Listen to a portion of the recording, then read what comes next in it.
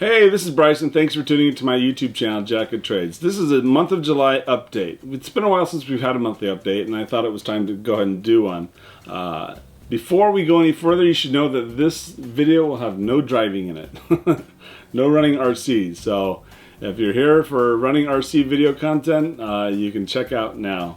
This is kind of an update of the projects we've been working on, like the Losi Promoto-MX, and the projects that we have coming down the pipeline in the future. We started putting videos out on the Losi Promoto-MX about a week ago, and it really helped get a boost to the channel where we've gained quite a few subscribers and viewers. And I'd like to just send my heartfelt thanks out to those who have subscribed to the channel, and those who keep coming back, and those who have been there from the beginning. I do appreciate the support, and it's recognized. In the last week, we've seen a 30% increase in subscribers, and we completely blew past the 500 subscriber mark, which is a milestone that I thought it would take me a while to get to, but we hit it pretty quickly. Thanks to this guy, we have lost focus on what we were supposed to be working on, which is these projects that surround me, and we've kind of gone down the rabbit hole and become obsessed with this motorcycle platform. If you have the opportunity to pick one up at your local hobby shop, do not pass up on it. This is a great platform that if you're into RC, I think everyone should have at least one of these in their arsenal. It's durable, it's diverse. I think it's fairly accessible from a drivability standpoint. There is a small learning curve, but I think within less than a pack, you can be fairly confident in kind of running it. As you can see, I've taken it apart, and this is a great bike out of the box. I can't give it enough praise and how awesome of a platform it is. But I'm not one to leave well enough alone, so I started messing around with it, and lo and behold, I've got it in pieces, and I've got parts on the printer waiting to come off. And yeah, I'm making what I would consider useless upgrades. Because the bike is fine out of the box. You don't need to upgrade anything on it, in my opinion. But I like to make changes to things, and they're not always the best changes. Some of these changes I would consider dumb. It's not if you should, it's more if you can for me in some of this stuff. So that's what I've been goofing around with. We can already see one of the upgrades I've got right now. I've replaced the torso with a camera rig, or what I like to call the camera rig torso. So basically I replaced the torso, and I integrated a mount for my GoPro to give FPV view of the ride. This is kind of a dumb upgrade because the first rollover I'm going to destroy that camera. But if I take it easy, it might yield some interesting footage. I've already done some FPV kind of from the chest level across the bars, but I wanted FPV from the driver's perspective, so that's the idea behind this. Then I got a whole lot going on down here that I need to, I'm waiting on for the printer. I've got stuff like this that I'm changing out. I've been making gears and playing around with those. So I've got a couple different sizes of sprockets that I've been playing with, trying to get faster. So I'm having fun with it. It's not going to stop. I have all this other stuff that's waiting for my focus, so I just want to kind of go over some of the things we have planned for the channel. I've already gone into this stuff. Let's pack it up, get it out of the way, and go over some of the other things I would like to do on this channel. I must say, this bike is actually really easy to work on. There's not a lot of screws or hardware, and it's very well engineered in how it comes apart and how accessible it is to get to the things that you would think would be super tucked in there, but they are readily accessible. For example, the slipper clutch. You can pull off the side panel with a couple of screws, and you have access to the preload on that slipper clutch from the left-hand side of the bike. But in general, you know, you can strip it down to what we see here in probably 10 minutes, and I would guess it maybe take 15 minutes to put back together. It's a super easy bike to work on, which is unusual for motorcycles and unusual for RCs even, or cars. So that being said, let's get through some of this stuff. Let's start with this guy. This is it's not what I would typically pick up. But I have some interesting ideas that I want to do with this. I'm not going to go into them in this video, but just know that at some point we're going to be modifying an RC forklift. Okay, I have a lot of vintage cars in my collection, and I want to kind of go through some of the unboxing because these are new unboxed kits. Actually, this is from the Schumacher Classic series. This is the top cap, but this was discontinued a while ago. It kind of dawned on me that I haven't really built an RC car for a while. I built a couple at the beginning of the year. I finished the HPI Baja and I built the Kyosho Ultima. But other than that, I haven't built the car this year. And I think the next kit I'm going to build is this Schumacher Top Cat. And I've got a couple of upgrade parts. I've got the Pro transmission for it. And then I've got this really nice carbon fiber chassis. The intent was to make this the star of the build. Which is kind of maybe that's a weird thing, I don't know. But I want to build a kit, and I just got this chassis in, and so I thought, why not build a Top Cat? I've never built a Schumacher before, so it'll be.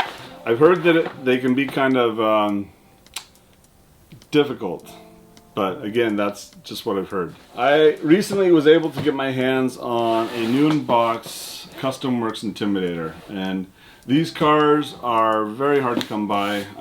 They're hard to come by in used state. I've seen a couple pop up, but in a new in-box state is even harder to come by. It was sealed when I got it. I've already popped the seal on it. I'll do a proper unboxing of this, so I'm not going to go into the details of it. The crown jewels for my Losi collection are these two new in-box kits. So we've got, well, first let's talk about this one. This is a pre-production JRX2 kit. And then we have a production JRX2 kit.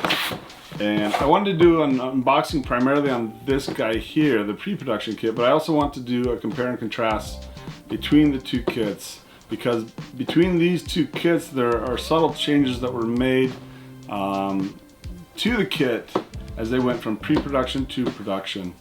And it's interesting to see the part. I mean, this is kind of really geeking out on the subtleties of the variants of kits. So it's not for everyone, but if you're into Losi, which I'm a huge Losi fan, it might be interesting for you. And I've got little projects that I've been meaning to get up on the channel. I've been trying to do a little mini review of my new Benchmade knife, so I've left it in the box. I kind of collect knives, but not hardcore. I don't do pre-orders or any of that stuff, but I do pick up knives that are interesting to me. This actually isn't even really what I would say is an interesting knife. It's a bug out. I've bought this knife 3 times and I keep losing it. But I just thought, you know, just to add some diversity to the channel, I'd do a little review of the knife. I am in the middle of shooting footage for making these differentials. This is the differential that's used in the King Cab transmission, which is also used in like the Madcap and the Astute.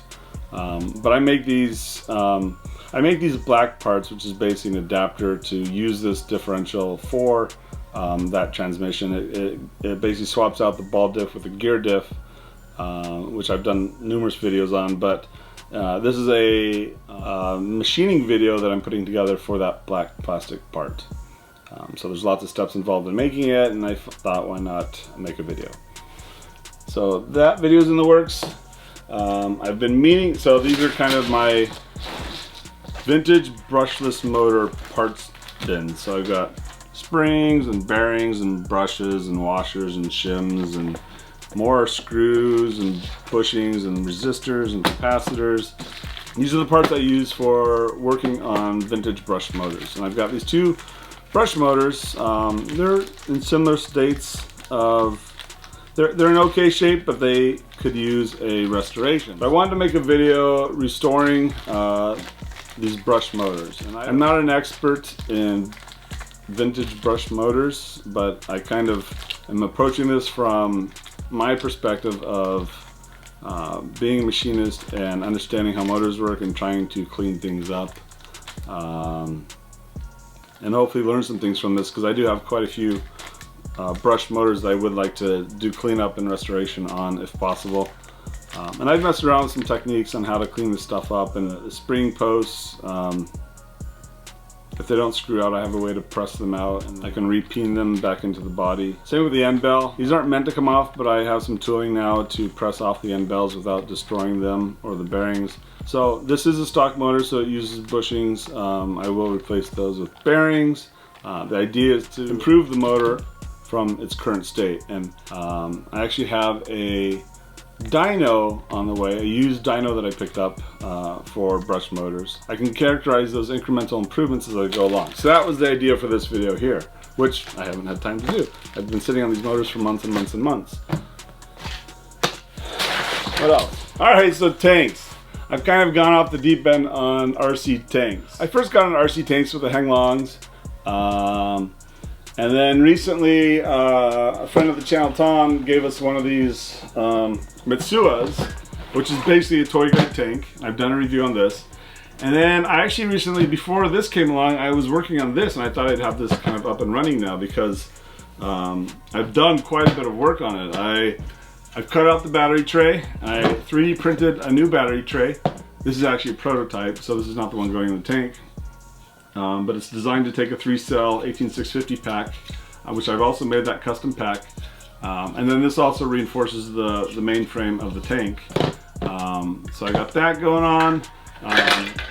The swing arms for the wheels were super compliant, so I designed and 3D printed these swing arms, and I actually designed them to be supported with bearings.